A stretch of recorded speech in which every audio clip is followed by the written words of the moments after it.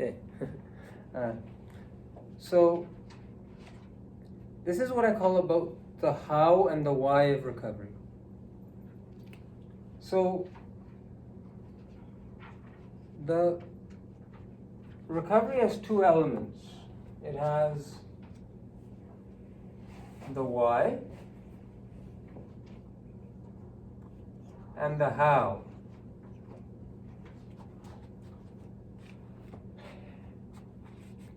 So this is,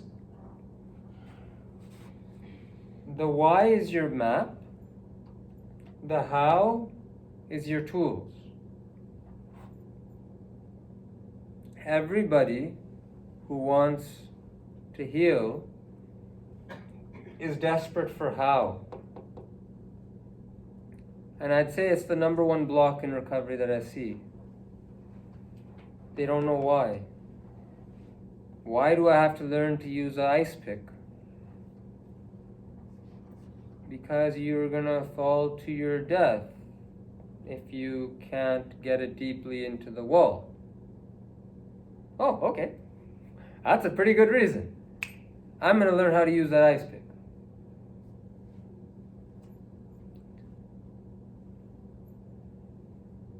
If you don't have an adequate why, nothing you do will work. Or it won't work to the extent that you need. If you don't know why you're doing something, the whole train stops, because what you may do may actually put you in further in the wrong direction. So the number one block I encounter in recovery is people don't knowing why. Why does journaling help them? Why does breathing help them? Why does breathing make you feel like you're going to die? Why? What is it about being embodied in your body? Why is that so negative a feeling if that's what's happening? Really putting attention into why. The blocks of recovery. Okay, so we talk about the non-recovery decision, the recovery decisions, right? But why is the recovery decision so difficult for you? Your healing,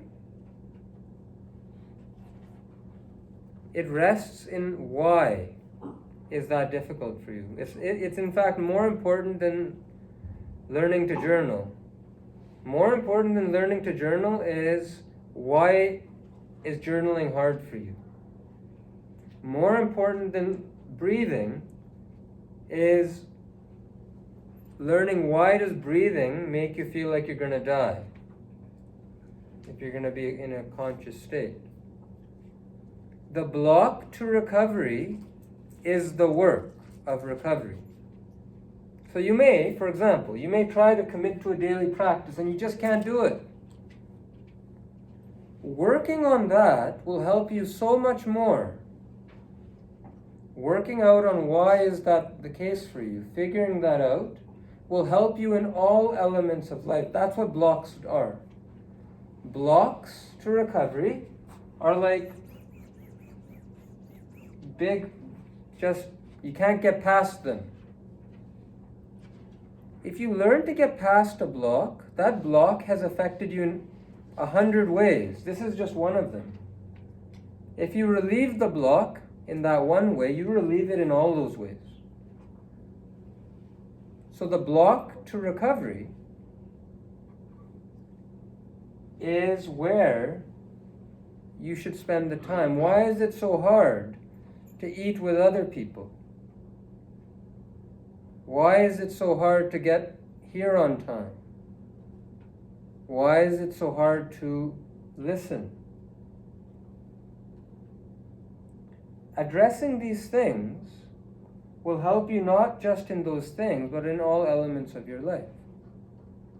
So, thinking of the blocks of recovery as actually very interesting and helpful versus annoying, getting angry at yourself, the block to recovery, meaning that thing that stops you from going where you want to go, will, if you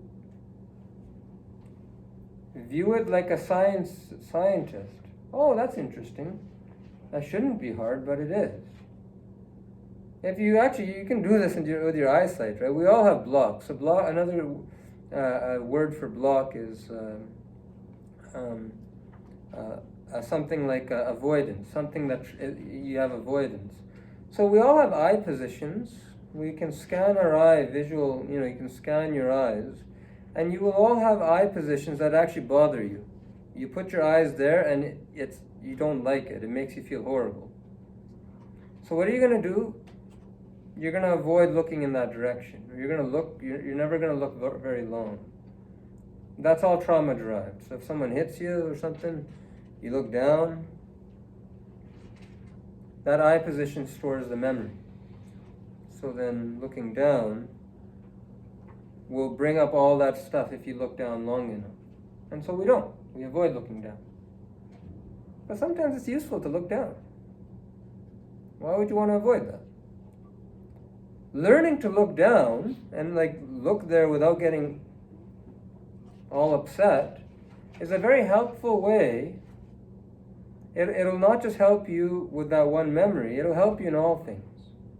So it's worth it. It's worth it for you to address whatever that is that's keeping you stuck in that way. And so never ever do anything in recovery unless you know why. It's not enough that Dr. Gill told you to do it, or Mindy told you to do it, or your best friend told you to do it, so you're just going to do it. It's not enough. You will get 1% of the benefit if you don't know why, but you do something. So you ask, you learn, you meditate, you pray, you figure out the answer as to why it's helpful, and then doing it will be 100 times more helpful. So that's just that's what I call the why and the how. Most therapists, especially doctors we're terrible at this. We prescribe things. So you prescribe, but you know what, interesting thing, 50% of prescriptions in Canada go unfilled. So doctor prescribes, takes the time to sit down, write the prescription, give it to you. 50% of the time in Canada, that prescription, the patient says, no, I'm not filling that. I'm not talking like 2% of the time. 50%, half the time, our patients don't fill our prescriptions.